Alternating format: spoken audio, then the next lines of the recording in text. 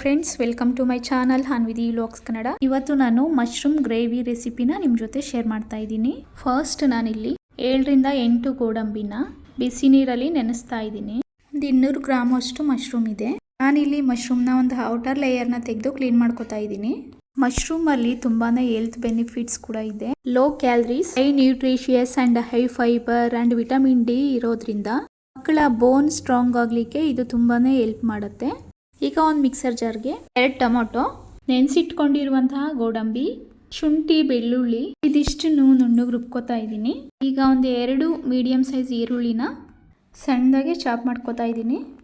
ಮನೇಲಿ ಮಕ್ಕಳಿದ್ರೆ ಹೀಗೆ ಅಲ್ವಾ, ನನ್ನ ಮಗ ಬಂದು ಅಮ್ಮ ಈರುಳ್ಳಿನ ನಾನು ಚಾಪ್ ಮಾಡ್ತೀನಿ ಕೊಡು ಅಂತ ಇಸ್ಕೊಂಡು ಅವನೇ ಚಾಪ್ ಮಾಡಿಕೊಡ್ತಾ ಇದ್ದಾನೆ. ನಾನಿಲ್ಲಿ ಒಗ್ಗರಣೆ ಹಾಕಿರೋಂಥ ವಿಡಿಯೋ ಕ್ಲಿಪ್ಪು ಮಿಸ್ ಆಗಿದೆ, ಹಾಗಾಗಿ ನಾನು ಹಾಗೆ ಹೇಳ್ಬಿಡ್ತೀನಿ. ಒಗ್ಗರಣೆಗೆ ಚಕ್ಕೆ, ಲವಂಗ, ಪಲಾವ್ ಎಲೆ, ಚಾಪ್ ಮಾಡ್ಕೊಂಡಿರುವಂಥ ಈರುಳ್ಳಿನ ಹಾಕಿ ಚೆನ್ನಾಗಿ ಫ್ರೈ ಮಾಡಿಕೊಂಡು ರುಬ್ಬಿರುವಂಥ ಮಸಾಲನೂ ಹಾಕಿ ಹಸಿ ವಾಸನೆ ಹೋಗೋವರೆಗೂ ಚೆನ್ನಾಗಿ ಫ್ರೈ ಮಾಡ್ಕೊಂಡಿದ್ದೀನಿ. ಸ್ವಲ್ಪ ಸಾಂಬಾರ್ ಪೌಡರ್ ಹಾಗೆ ಚಿಲ್ಲಿ ಪೌಡರ್ನ ಹಾಕಿದ್ದೀನಿ. ಈಗ ಫ್ರೈ ಮಾಡಿ ಇಟ್ಕೊಂಡಿರೋ ಮಶ್ರೂಮ್ನ ಆ್ಯಡ್ ಮಾಡ್ಕೊತಾ ಇದ್ದೀನಿ. ಇಲ್ಲಿ ಮಶ್ರೂಮ್ಗೆ ನಾನು ಸ್ವಲ್ಪ ಉಪ್ಪು, ಅರಿಶಿನ ಹಾಕಿ 5 ನಿಮಿಷ ಫ್ರೈ ಮಾಡ್ಕೊಂಡಿದ್ದೀನಿ. ಗ್ರೇವಿ ಕನ್ಸಿಸ್ಟೆನ್ಸಿಗೆ ತಕ್ಕಂತೆ ನಾವು ನೀರನ್ನು ಹಾಕ್ಕೊಂಡು ಕುದಿಸ್ಕೊಳ್ಳೋದು. ಇಷ್ಟೇ ಸೂಪರ್ ಆಗಿರುವಂಥ ಒಂದು ಮಶ್ರೂಮ್ ಗ್ರೇವಿ ರೆಡಿ ಆಗುತ್ತೆ.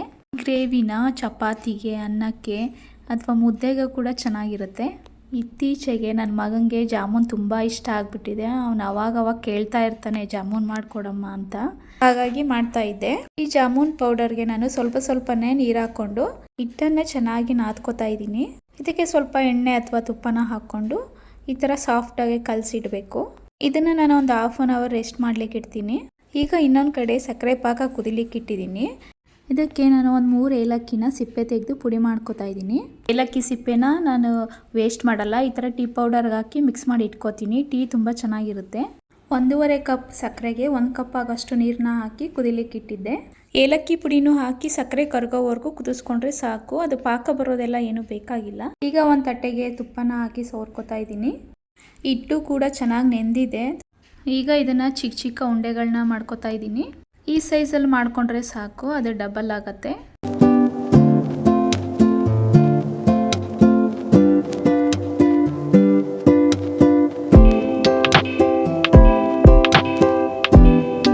ಮಾಡಿಟ್ಟಿರುವಂತಹ ಉಂಡೆಗಳನ್ನ ಲೋ ಫ್ಲೇಮಲ್ಲೇ ನಾನು ಗೋಲ್ಡನ್ ಬ್ರೌನ್ ಕಲರ್ ಬರೋವರೆಗೂ ಚೆನ್ನಾಗಿ ಫ್ರೈ ಮಾಡ್ಕೊತಾ ಇದ್ದೀನಿ.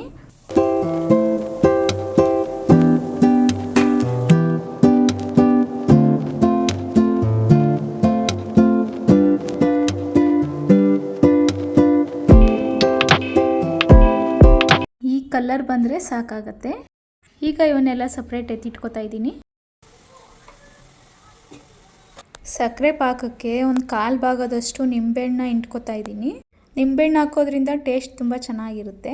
ಪಾಕ ಸ್ವಲ್ಪ ಬಿಸಿ ಇರುವಾಗಲೇ ಉಂಡೆಗಳನ್ನ ಸೇರಿಸ್ಕೊಂಡು ಒಂದು 2 ಅವರ್ಸ್ ನಾನು ರೆಸ್ಟ್ ಮಾಡಲಿಕ್ಕೆ ಇಡ್ತೀನಿ. ಜಾಮೂನ್ ತುಂಬಾ ಚೆನ್ನಾಗಿ ಬಂದಿತ್ತು, ತುಂಬ ಸಾಫ್ಟಾಗಿ ಜ್ಯೂಸಿಯಾಗಿ ಕೂಡ ಇತ್ತು.